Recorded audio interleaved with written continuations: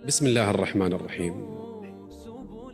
ترك بنو إسرائيل مريم لوحدها بعد بالله سم እጅግ በጣም ሩህሩህ በጣም አዛኝ በሆነው አላህ መርየምን ለመጠበቅና ክፉን ነገር ከርሷ ለማራቅ በጨቅላነቱ ወቅት እንዲናገር ባደረገው በህፃን ልጇ ላይ ድንቅ የአላህን ተአምራት የእስራኤል ልጆችም ካዩ በኋላ መርየምን ተዋት። መርየምም ቀስ በቀስ እያደገ ከመጣው ትንሹ ልጇ ጋር አብራ ቆየች። ያክስቱ ልጅ ያህያም እያደገ መጣ። ያህያ عليه السلام ባለ ታላቅ ጉዳይ ነበር። الحكمة والعقل الرشيد وهو طفل صغير الله ገና ህፃን ሳለ ጥበብንና ቅን አእምሮን ሰጥቶታል። ህፃናት እንኳን አብረውት መጫወት ፈልገው ወደሱ በሚመጡ ጊዜ እኔ ለዚህ አልተፈጠርኩም ለመጫወት አልተፈጠርኩም ይላቸው ነበር። አላህ ለታላቅ ዓላማና ለታላቅ ግብ እንደፈጠረው ያውቃል። አባቱ ነብይ እናቱም መልካም ሴት ነበረች። ለአላህ ባለው ፍራቻ በልቡ ርህራሄና አላህን ፈርቶ በማልቀሱ ይገረሙ ነበር። ከዕለታት አንድ ቀን ዘከርያ عليه السلام ከሊቃውንቶች ጋር ሆኖ ወደ እርሱ መጣና ሲያለቅስ አየሁ። እሱም ልጄ ለምን ይህን ታደርጋለህ? ለምንድን ነው የምታለቅሰው? አለው። እርሱም አባቴ ሆይ በጀነትና በጀሃነም መካከል መሰናከል እንዳለና እርሷንም የሚያልፉት አልቃሾችና ትሁታን ብቻ ናቸው ብለህ የነገርከኝ አንተ ነህ። እኔም የማለቅሰው አላህን በመፍራቴ ነው አለው። ዘከርያም ዝም አለና በቃ ልጄ የፈለግከውን አድርግ አለው። يوم من الأيام جاءه أمه وأبوه يبحثان عنهم ما وجداه أحيانا كان ينام አንድ ቀን እናቱና አባቱ አተውት ሊፈልጉት ወጡ፣ ግን ሊያገኙት አልቻሉም። አንዳንድ ጊዜ የዛፍ ቅጠሎችን እየበላ የሻከረ ልብስም እየለበሰ ጫካ ውስጥ ይተኛ ነበር። እርሱም ገና ህፃን ሳለ እዚያ ጫካ ውስጥ ጌታውን ይማጸን ነበር። የያህያ ጉዳይ ይገርማል። እሱ ተራ ልጅ አልነበረም። ዘከርያ እንኳን አንዳንድ ጊዜ የእርሱ ጉዳይ ይገርመው ነበር። እናቱ ጫካ ውስጥ እየፈለገችው ሳለ ጉድጓድ ቆፍሮ በውስጡ ተቀምጦ አገኘችው። እሷም ያህያ ምን እየሰራህ ነው አለችው። እርሱም ለሞት እየተዘጋጀሁ ነው፣ አኺራንም እያስታወስኩ ነው አላት። يا يحيى يا يحيى خذ الكتاب ያህያ ሆይ መጽሐፉን በጥብቅ ያዝ አልነው። ከሃይማኖቱ ከእምነቱ ከልቡ ርህራሄና አላህን ከመፍራቱ ጋር እናቱንና አባቱን በጣም ይንከባከብ ነበር። ከኛም የሆነን ርህራሄ ንጽህናንም ሰጠነው። ጥንቁቅም ነበር። ያህያ መሪ ነበር። አላህም ታላቅ ድንግልና ከደጋጎቹ ነቢይም አደረገው። ከኢሳም ጋር ይዋሃድ ነበር። ሁለቱ ልጆች የአክስታማማቾች ልጆች ናቸው። አንዳንድ ጊዜ አብረው ይሄዳሉ፣ አብረው ያወራሉ፣ አብረውም ይቀመጡ ነበር። በአንድ መልካም በሆነ አካባቢ ነው ያደጉት። ሁለቱም ነቢይ ናቸው። أما عيسى عليه السلام وهو طفل صغير ኢሳን በተመለከተ ደግሞ ገና ህፃን ልጅ ሳለ አላህ በእርሱ ተአምራትን አድርጓል። ኢሳም በልጅነቱ አንዳንድ ጊዜ ከልጆች ጋር ይከላከል ነበር። ልጆቹም ከሱ ጋር መቀመጥና መጫወት ይፈልጉ ነበር። ኢሳም ከልጆቹ አንዳቸውን አንተ እከሌ ሆይ እናትህ ላንተ ምግብ እንደደበቀችልህ ታውቃለህን? አለው። ልጁም ምን እያልክ ነው? አለ። ኢሳም እናትህ ልትሰጥህ ፈልጋ እቤት ውስጥ ላንተ ምግብ ደብቃለሃለች አለው። في البيت تريد أن تعطيك إياه قال ما هذا الطعام قال ألم ልጁም ይህ ምግብ ምንድን ነው? አለው። ኢሳም ዛሬ እንዲና እንዲህ ያለ ምግብ አልበላህምን? አለው። ልጁም እንዴት አወክ? አለ። ኢሳም ከኔና ካንተ የተሰወረውን እነግርሃለሁ አለው። ልጁም ምንድን ነው? አለ። ኢሳም እናትህ እንዲህና እንዲህ ያለ ምግብ ደብቃለሃለች አለው። ልጁም ወደ ቤቱ ይሄድና እናቱን እናቴ ሆይ የደበቅሽልኝን ምግብ የታለ? አላት። እናትየውም ትገረምና ምን ትለዋለች። ልጁም እንዲህ አይነት ምግብ አልደበቅሽልኝም አላት። እናቱም ልጄ ሆይ እንዴት አወክ? አዎ ምግብ ደብቄልህ ነበር፣ ግን ለማንም አልነገርኩም አለች። ልጁም ይህን የነገረኝ ዒሳ ነው አላት። ዒሳም ትንሽ ልጅ ሆኖ እንዲህ ባለ ተአምር ልጆቹን ያናገራቸው ጀመር።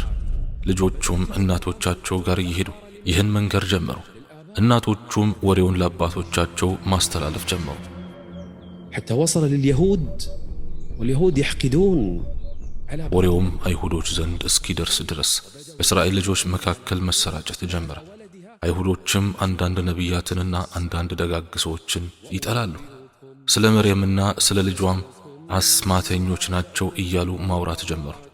የምትበሉትንና በቤታችሁ የምታደልቡትንም ሁሉ እነግራችኋለሁ። አንድ ታላቅ ጉዳይ ያለው ሕፃን ልጅ እንዳለ ወሬው ወደ ፋርስ ንጉሥ ደረሰ። የፋርስ ንጉሥም ራእይ አየ። አንድ ሕፃን ልጅ ታላቅ ጉዳይ እንደሚኖረውና ንግሥናውም በሱ በዘሮቹ ወይም በተማሪዎቹ እንደሚጠፋ ዜና ደረሰው። ንጉሡም ፈርቶ የሶርያን ንጉሥ ላከ። እርሱንም በዚያን ጊዜ ስለተወለደ ታላቅ ጉዳይ ስላለው ሕፃን ልጅ ሰምተህ ታውቃለህን? አለው። የሶርያው ንጉሥም አዎን፣ ስለ እርሱ አውቀናል፣ ስለ እርሱም ሰምተናል። ስሙ የመርየም ልጅ ዒሳ ነው። ሰዎችም በእርሱ ላይ ከፊሉም አምነው ከፊሉም ክደው ስለ እርሱ ያወራሉ አለ። የፋርስ ንጉሥ ዒሳንና እናቱን እንዲገላቸው የሶርያን ንጉሥ ላክ። ከዚያም የእስራኤል ልጆች አይሁዶች እሷን ሊጎዱ እንደሚፈልጉና የሶርያም ንጉሥ እሷንና ሕፃን ልጇን ሊገሉ መልእክተኞቹን እንደላከ ወሬው ወደ መርየም ደረሰ። ዒሳ ገና ትንሽ ልጅ ነው፣ ያሕያም ትንሽ ልጅ ነው።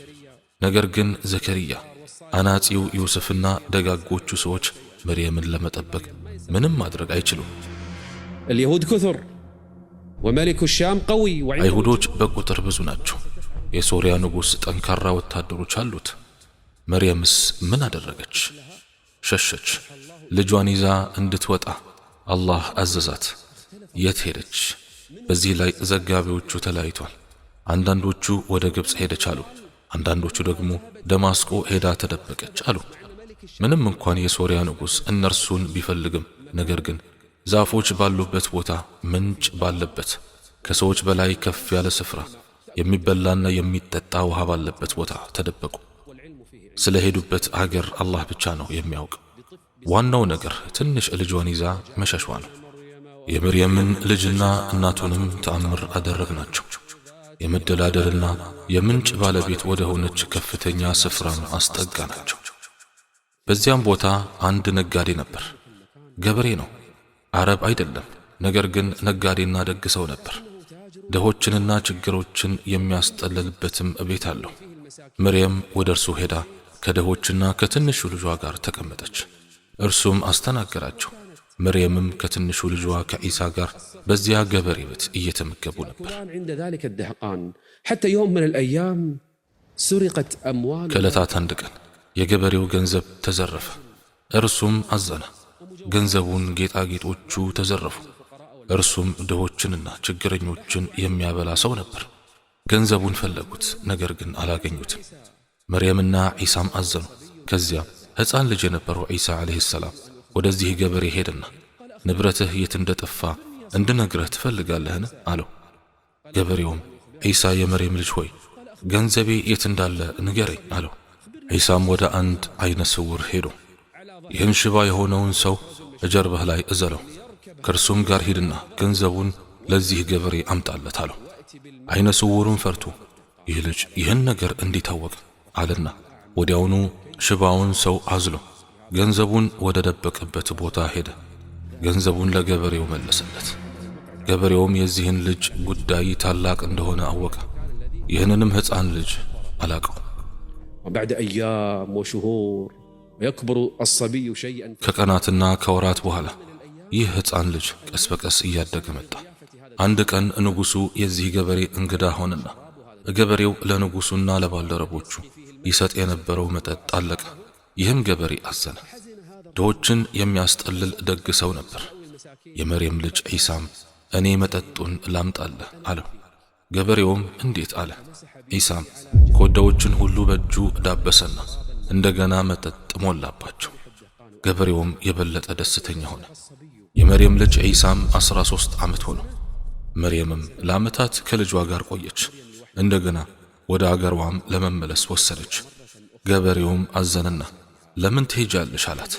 እሷም መመለስ አለብን አለችና የ13 ዓመት ልጇን ይዛ ከዚህ የመደላደልና የምንጭ ባለቤት ከሆነው ከፍተኛ ስፍራም ሄደች። መርየምና ልጇ ዒሳ ዓለይሂ ሰላም እንደገና ወደ አገራቸው ወደ ኢየሩሳሌም ተመለሱ። እነርሱም የተቀበለው አናጺው ዩስፍ ያደግ ትሁትና መልካሙ ሰው ነበር። አህያም ስለነበረው በአህያው ላይ አስቀምጦ መልሶ አመጣቸው። እዚህ አይሁዶች አሁን መርሳት ጀምሯል። ዒሳም እኩዮቹን በድጋሚ መምከር ጀመረ። ያሕያም ይመክራቸዋል፣ ይገስጻል። የአላህ ነቢይ ዘከርያም በመካከላቸው አለ። ዒሳም አንቀጾችና ተአምራት በእጁ እስኪታዩ ድረስ ቀስ በቀስ እያደገ መጣ። عيسى صار شابا بدأ يبلغ الناس وكتب الله له النبوة ጎልማሳም ሆነ፣ ሰዎችንም መስበክ ጀመረ። አላህም ነቢይነትን ወሰነበት። በእስራኤል ልጆች መካከል ነቢይን ሰደደ። ያሕያ፣ ዒሳና ዘከርያ ነቢያቶች ናቸው። ሦስቱ በተመሳሳይ ጊዜ ወደ አላህ ይጣራሉ። ያሕያም የመርየም ልጅ የዒሳን ቃል አመነ። አላህ በሚል ጊዜ አስታውስ፣ የመርየም ልጅ ዒሳ ሆይ በአንተና በእናትህ ላይ የዋልኩላቸውን ጸጋዬን አስታውስ። እነርሱን የሚጠብቃቸውና የሚያበረታቸው ማን ነበር? ጅብሪል ነበር። ሰዎችን ከርሱ ይከላከልላቸው ነበር። በሕፃንነትና በከፈኒሳነት ወይም የበሰለ ሰው ሆነ ሰዎችን የምትናገር ስትሆን በቅዱስ መንፈስ ወይም በጅብሪል ባበረታው ጊዜ ያደረግኩልህን ውለታ አስታውስ። ጽሕፈትንና ጥበብንም ተውራትንና እንጂልንም ባስተማርኩህ ጊዜ ያደረግኩልህን ውለታ አስታውስ። ዒሳ ተውራትን ተማረ። እንጂልም ከእርሱ በፊት ያሉትን መጻሕፍት የሚያረጋግጥ ሲሆን ወደ እርሱ ወረደ። የእስራኤልንም ልጆች ያስተምር ጀመር። አላህም የእስራኤል ልጆችና ደጋግ ሰዎችም በእርሱ ይማሩ ዘንድ መጽሐፉን ወደ እርሱ አወረደ። ከፊሎቹም በእርሱ ካዱ፣ በእጁም ተአምራት ይደረጉ ጀመር። ولأن قوم عيسى بن مريم كانوا أهل ምክንያቱም የዒሳ ህዝቦች የእውቀትና የሕክምና ህዝቦች ነበሩ። መድኃኒትነትንና ሕክምናን የተረዱና የተፈጥሮ ዕውቀት ምሁሮች በመሆናቸው ተአምራቶቹ እነርሱን መፈታተናቸው ተገቢ ነበር። እነርሱ የታመሙትን ይፈውሳሉ። ከዚያ የበለጠ ማድረግ አይችሉም። አንድ ሰው ሊሞት ሲቃረብ ያክሙትና በአላህ ፍቃድ ወደ ሕይወት ይመለሳል፣ ግን አይሞትም። የመርየም ልጅ ዒሳ ግን ከዚህ የተለየ ነው። ወደ እርሱ ይሄዱና ይህን ጭቃ ተመልከቱ ይላቸዋል። ከዚያም ጭቃውን ሰብስቦ ሰዎች እያዩ ወደ ወፍ ቅርጽ ይለውጧል። ጭቃው የወፍ ቅርጽ በሆነ ጊዜ አንድ ጊዜ ይነፋበታል። ነፍስም ይዘራና በአላህ ፍቃድ ይበራል። ከጭቃም የወፍ ቅርጽ ቢጤ በፍቃዴ በምትሰራና በውስጧ በምትነፋ በፈቃዴም ወፍ በምትሆን ጊዜ ያደረግኩልህን ውለታ አስታውስ። በሌላም ገና እንደተወለደ አይነ ስውር የሆነ ሰው ለምሳሌ ሁሉም ሐኪሞች አይኑን ለመመለስ አይችሉም። ልክ አንድ ማየት የሚችልና ከዚያም በሆነ ችግር ማየት እንዳልቻለ ምናልባት ሐኪሙ እይታውን እንደሚመልስለት ሰው አይደለም። የመርየም ልጅ ዒሳ ዓለይሂ ሰላም ግን እውር ሆነው ወደ ተወለዱት ሰዎች ይመጣል። ከዚያም በሰዎች ፊታቸውን ያብስና ማየት ይጀምራል። ሐኪሞቹ እንኳን ይህንን ማድረግ አልቻሉም። ويأتي للأبرص اللي جلده كله في برص فيمسح عليه ከዚያም ቆዳው ሁሉ በለምጽ ወደ ተወረረ ለምጻም ሰው ይሄድና ያብሰዋል። ቆዳውም እንደነበረ ይመለሳል። ሰዎችም እነዚህን ተአምራት ይመለከታሉ። ከዚህም የበለጠ አደገኛ በሆነው ነገር እንዲህ ይላቸዋል፣ በአላህ ፈቃድ ሞታንን ባስነሳ ምን ትላላችሁ? እነርሱም ይህንን ማድረግ አትችልም ይሉታል። ዒሳም እችላለሁ፣ የዓለማት ጌታ ይህንን ተአምር ሰጥቶኛል ይላቸዋል። ከረጅም ጊዜ በፊት የሞቱትን ሙታን እንዲቀሰቅስላቸው ይሟገቱት ጀመሩ። እነርሱም እከሌን አስነሳልን አሉት። እንዲያውም ከኑሕ ልጆች አንዱን አስነሳልን ብለዋልም ይባላል። በእርግጥ ቢነሳም ተመልሶ እንደገና ይሞታል። ዒሳም በሰዎች ፊት ያዘዋል። ከዚያም ሕያው ሆኖ ከመቃብሩ ይነሳል። ዕውርም ሆኖ የተወለደንና ለምጻምንም በፈቃዴ በምታሽር ጊዜ ሙታንንም በፈቃዴ ከመቃብራቸው በምታወጣ ጊዜ የእስራኤልንም ልጆች ሊገሉህ ሲያስቡ ካንተ እላይ በከለከልኩልህም ጊዜ ያደረግኩልህን ውለታ አስታውስ። ምክንያቱም በግልጽ የሚታየውን ሁሉ ባቀረበ ቁጥር እሱን ሊገሉት ሊጎዱትና ስለ እርሱ ብዙ ሊናገሩ ፈለጉ። ነገር ግን አላህ ስብሓንሁ ወተዓላ ከእርሱ አራቃቸው። በግል የሚታዩ ከተአምራት ላይ ተአምራት አሳያቸው። ከዕለታት አንድ ቀን በመቃብር ውስጥ ሲሄዱ አንዲት ሴት በምሬት ስታለቅስ አየ። ዒሳም አንቺ የአላህ ባሪያ ሆይ ምን ሆነሽ ነው አላት። ማተት ማ ዐንዲ ፊ ዱንያ አሐዱን ገይሩሃ። እሷም ልጄ ሞተች፣ በዚህ ዓለም ከእሷ በቀር ማንም የለኝም። እኔ እስክሞት ድረስ ወይም አላህ እሷን ለእኔ ሕያው እስኪያደርጋት ድረስ ማልቀሴን እቀጥላለሁ አለች። ዒሳም አላህን እንዲቀሰቅሳት ብጠይቅ ምን ይመስልሻል አላት። እሷም ይህን ማድረግ ትችላለህን አለችው። ዒሳም አዎን አላት። ከዚያም ለመጀመሪያ ጊዜ ጠራትና መቃብሩ ተሰነጠቀ። በድጋሚም ጠራትና ሰውነቷ ተሰበሰበ። ከዚያም ለሶስተኛ ጊዜ ጠራትና ወዲያው ተነሳች። ልጅቷም ጸጉሯ ሸብቶ ተነሳች። እናቷም ልጇን አይታ አክፋት ማልቀስ ጀመረች። ልጅቷም እናቴ ለምን ይህን አደረግሽ? አላህ ወደ አንቺ እንዲመልሰኝ ለምን ጠየቅሽ? አላህ ሞትን 2 ጊዜ እንዲያቀምሰኝ ለምን ፈለግሽ? አንዴ ይበቃኝ ነበር አለቻት። ሙታንንም በፍቃዴ ከመቃብራቸው በምታወጣ ጊዜ ያደረግኩልህን ውለታ አስታውስ። ግልጽ ማስረጃዎችን ባመጣላቸውም ቁጥር አንተ ድግምተኛ መሆንህን እርግጠኞች መሆናችንን እንጂ ሌላ አይጨምርልንም ይሉታል። የእስራኤልንም ልጆች በተአምራት በመጣባቸውና ከነሱ እዚያ የካዱት ይህ ግልጽ ድግምት እንጂ ሌላ አይደለም ባሉ ጊዜ ያደረግኩልህን ውለታ አስታውስ። ዒሳም ዓለይሂ ሰላም አሁንም ወደ አላህ እየጠራቸው ነው። ወየሕያ የድዑ ኢለላህ ዐዘ ወጀለ ቢቁዋ። የሕያም በብርታትና በኃይል ወደ አላህ ይጠራል።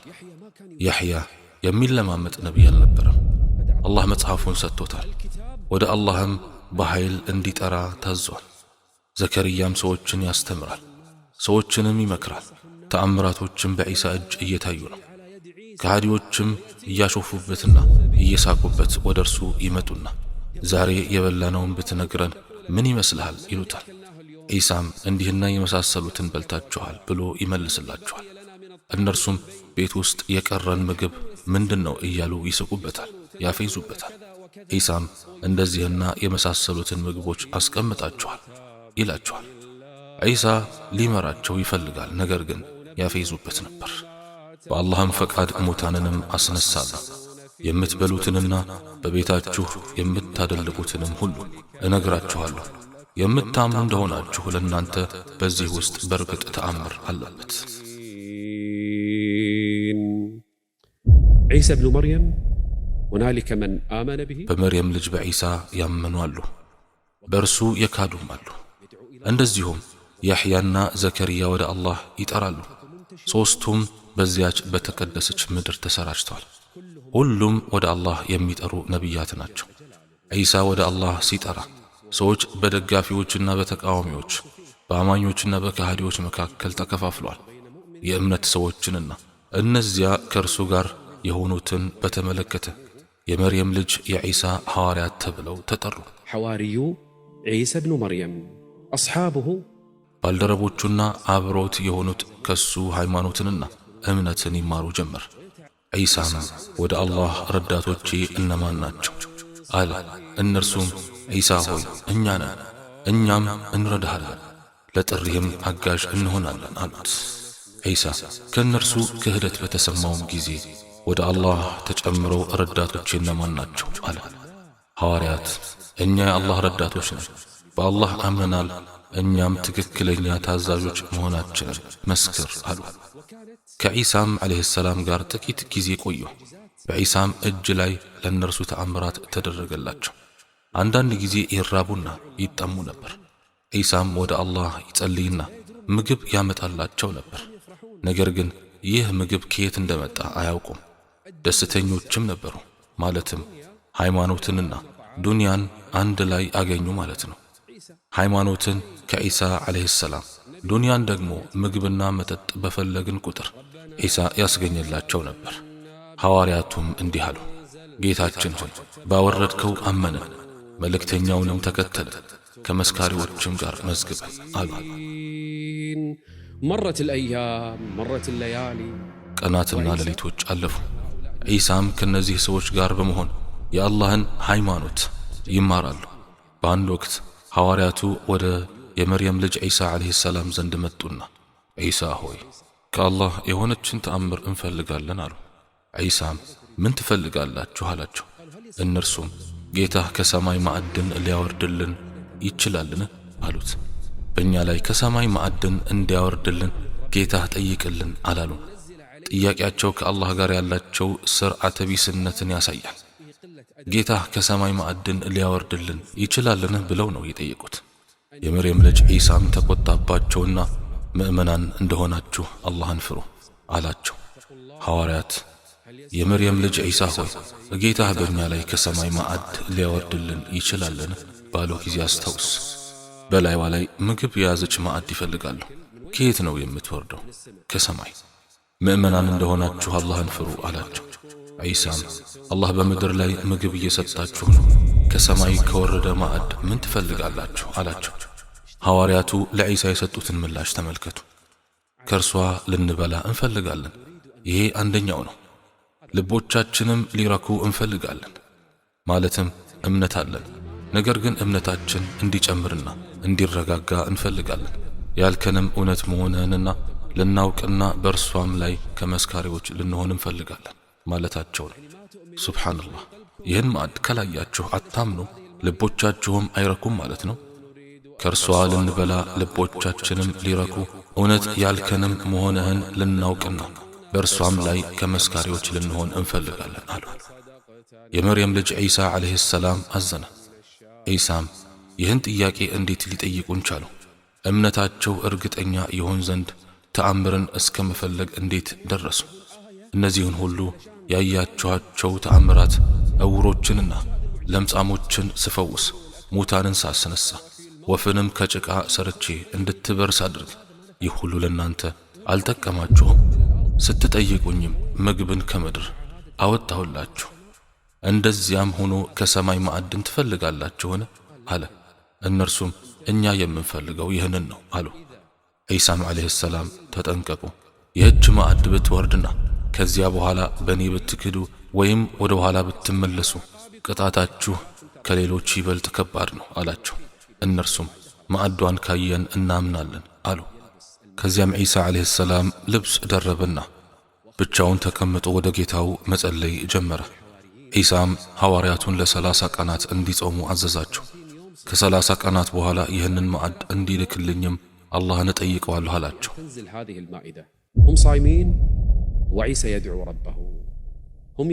እነሱም እየጾሙ ዒሳም ጌታውን እየለመነ ነው። የመርየም ልጅ ዒሳ ዓለይሂ ሰላም እንዲህ አለ፣ ጌታችን አላህ ሆይ ለእኛ ለመጀመሪያዎቻችንና ለመጨረሻዎቻችን በዓል ወይም መደሰቻ የምትሆንን ከአንተም ተአምር የሆነችን ማዕድ ከሰማይ በእኛ ላይ አውርድ፣ ስጠን፣ አንተ ከሰጪዎች ሁሉ በላጭ ነህና። ከዚያም አላህ ለዒሳ እንዲህ አለው፣ እኔ ማዕዷን በእናንተ ላይ አውራጇ ነኝ።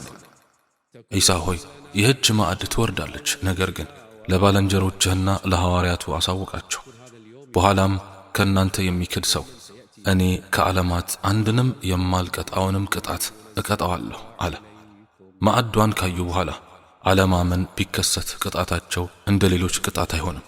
ዒሳም ምን አላችሁ? ተስማማችሁ ብሎ ጠየቃቸው። እነርሱም አዎ ማዕዷ ትውረድ ተስማምተናል አሉ። ዒሳም ጌታውን እየጠራ ይለምን ጀመር። ድንገት ደመና ከሰማይ ወረደች። ሁሉም ተቀምጠው ይመለከቷታል። የመርየም ልጅ ዒሳም ዓለይሂ ሰላም ከእነርሱ ጋር ነው። ደመናዋም ወደ ምድር ወርዳ በውስጧ መጨረሻው የማይታይ ማዕድ ነበር። አላሁ አክበር። በዚያን ጊዜ የተለያዩ ድንቅ ጣፋጭና በጣም ውብ የሆኑ ምግቦች ያላት ማዕድ ናት። ሲጀመር በሕይወታቸው አይተውት የማያውቁት ምግብ ነው። ማዕዷ ከየት ወረደች? ከሰማይ ወደ ምድር። አላሁ አክበር። የመርየም ልጅ ዒሳ ጌታውን ያለቃል። ሐዋርያቱም ከነርሱ በፊት ማንም ያላየው ተአምር አዩ። ከዚያም ዒሳ ዓለይሂ ሰላም ከእርሷ ብሉ፣ ነገር ግን ከእርሷ ምንም አትወስዱም፣ እንዲሁም ምንም ነገር አታከማችሁም አላቸው። በየቀኑ ማዕዷ ከሰማይ ትወርዳለች። ከዚያም ይበሉና ማዕዷ ተመልሳ ወደ ሰማይ ትወጣለች። የመርየም ልጅ ዒሳም ዓለይሂ ሰላም ድሆችን ጠራ። ብዙም ሆኑ። እርሱም ከማዕዱ ብሉ አላቸው። ሐዋርያቱና ድሆች ሁሉ ይበላሉ። በሺዎች የሚቆጠሩ ድሆች አማኞች ከማዕዱ ይበላሉ። ከእርሷም ምንም ነገር አያልቅም። በየቀኑ ተመሳሳይ ምግብ ይወርዳል ይወጣል። حتى يوم من الأيام ما نزلت المائدة ከዕለታት አንድ ቀን ማዕዷ ሳትወርድ ቀረች። አብሮት የነበሩት ሰዎችም ዒሳ ሆይ ማዕዷ የት ቀረች ብለው ጠየቁት። እነርሱም ከእናንተ መካከል አንዱ ክዷል አለ። እነርሱም ከእኛ ውስጥ የካደ ማንም የለም አለ። እርሱም አይ ከእናንተ አንድ የካደ ሰው አለ አላቸው። ከዚያም የካደው ሰው በቤቱ ለማከማቸት የወሰደው